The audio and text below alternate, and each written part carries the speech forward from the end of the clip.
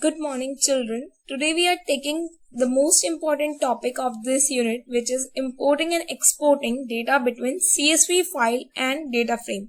Before learning about CSV file, the first question arises, what is importing and what is exporting? Basically, importing means bringing in information from a file into a program. First, we are creating a file, then we are taking that information to the program. Means first we are reading and then we are taking this information from the file to a program. And exporting means taking information from a program and writing it into a file. In the first one, our main concept is on reading, whereas in the second one, our main concept is on writing. In this, first we are creating a file. Remember this thing, in importing, first we are creating a file, then we are taking the information from the file to the program. And in this, first we are writing the program and then we are writing it into the file.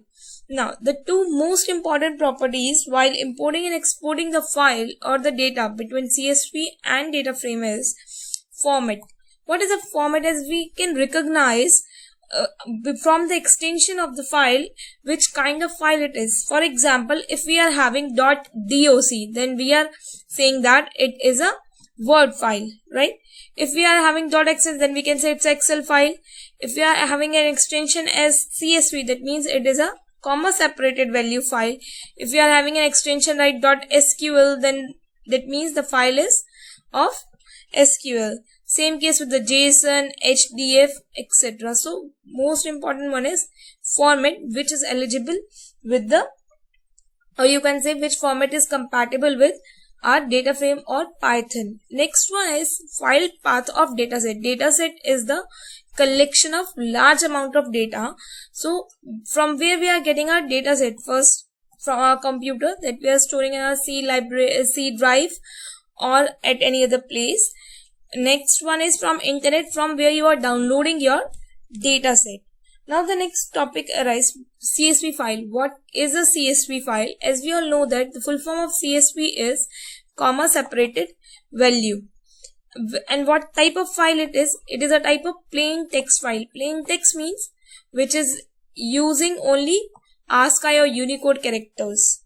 That uses specific structuring to arrange a tabular data. It is not storing data in the form of a table. It is only storing the actual text data which is in the file. You can see over here what the CSV file look like. If we are having a table, then we are having table in this form.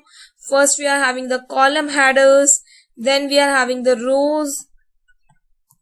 But here in CSV file, we are storing it with column only, with comma separated values only. Column name, then comma, next column name, next. Just like a plain actual data, only data we are storing here. Now, where do CSV files come from? A CSV file is normally created by programs that handle large amount of data. They are the most convenient way to export data from spreadsheets and databases, as well as import or use it in other programs. Now, we can take an example. For suppose we want to data mine a program, okay, to a CSV file. After that, we want to import into a spreadsheet to analyze the data and to draw the graph. So, CSV is the very easy form to work it with. CSV files are very easy to work with programmatically, or you can say that any language that suppose a text file input and a string manipulation like Python can work with CSV files directly. Now, how to create a CSV file? First, you have to open your Excel, Microsoft Excel. Then you have to enter your data. Here I am creating a table having column headers as ID, name, age, qualification and city of an employee. ID stores ID for employee, then the name of employee, their age, their qualification and where they are posted. After filling the details, I'm storing or I'm saving my file with the name of employee. And how you have to save? You have to save it as a type comma delimited. You have to save it as CSV comma delimited. What is delimited means? In general, the specific character is called a delimiter. We are using here as comma. Our delimiter is comma over here. Else you can say, but it is not the only delimiter used. Other popular delimiters are /t, that I think all of you know that, /t or tab. Next one is colon. Next is semicolon. These are the special delimiters which are used in a CSV file during parsing. Next, how to import a CSV file. First, you have to import the library pandas. Okay, next you have to write the command as your data frame object name. Here I am writing DFE, then PD, because we have imported pandas as PD, then dot, and then the read CSV function. Why we are reading and what kind of thing is it is importing? Because we are reading the CSV file.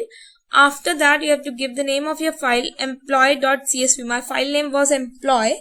So my command is dfe is equal to pd.readcsv and within brackets employee.csv. After that, I'm printing my data frame. In this data frame, you can check here. Our first one was ID, name, age, qualification and city. All the files are here. Now, few points that we have to notice. First one, first pandas recognize first line of the CSV contained column names. So you can see here in that file CSV we are given the column names as ID, name, age, qualification, city, which is directly recognized by the pandas, which is a very good feature. Next, pandas is also using zero-based integer indices in the data frame. Here you can see that zero-based integer indices. That means it is giving it automatically by default. Why? It is taking it as automatically because we didn't tell it what our index should be. So to change this feature, if I want to create my ID column as my index label, what I have to do? I have to change my index label by this command dfe is equal to pd.readcsv employee csv. It is like the earlier command itself. After that, you have to use comma index col is equal to id. That means you have to make this column as index label. You have to make this column as index label. Which column I need to make the index label? ID. So my ID became the index labels. Now next thing, exporting to CSV file. While exporting to CSV file, keep this thing in your mind, in that we were using the command as read CSV because we are bringing the information from a file to the program. In this, we are writing the information from program to the file. Here I am creating a dictionary cars where I am having a key values as brand and price, which become my column names, and I am taking the values as list. After that, I am creating a data frame df and I am using the function data frame, passing my dictionary object as a attribute to the function and giving my columns name as brands and price. Now the command which is used to export to CSV file is df, which is my data frame name. Okay, which is my data frame object name df to CSV dot to CSV. In that importing we were using read underscore CSV. In this we are going to use to CSV because we are exporting to, we are writing it to the file.